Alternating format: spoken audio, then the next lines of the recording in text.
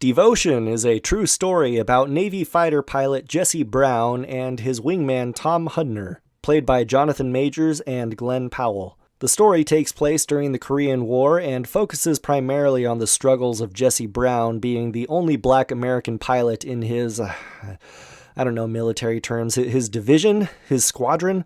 And he's the only black pilot we see in the movie. And he is constantly under pressure to prove himself in a racist environment. The film's intention is to honor the memory of talented fighter pilots, but Devotion is an incredibly boring film. It's not much of a war movie because most of it takes place before the US involvement in the Korean conflict, and we just get two very brief battle sequences towards the end. The rest of Devotion is just running through every Hollywood racism cliche you can think of and long conversations with the wife like, just promise me you'll come home to me. I don't want to minimize the racism of the 1950s. I'm just saying you can't base your whole movie on that alone. We predictably see a big dumb soldier make a racist comment toward Jesse Brown, then his white friends defend him, but then Brown criticizes them for standing up for him because he can fight his own battles, a lot of that kind of stuff. Typically, war films are supposed to highlight extraordinary events or educate us on little-known facts, but there is nothing exceptional portrayed in this movie other than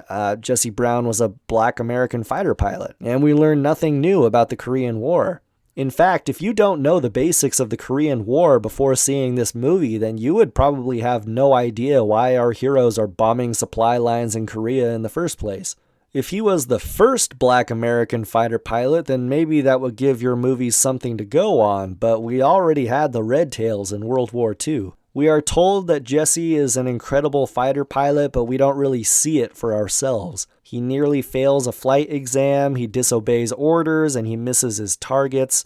I just don't know why this was a story that needed to be told more so than the tens of thousands of other crazy stories from the Korean War. It's a shame, too, because the Korean War is a subject that is severely neglected in Hollywood. So I was excited to finally see a Korean War film that wasn't from the Chinese perspective, but ultimately I was let down. I don't recommend this movie.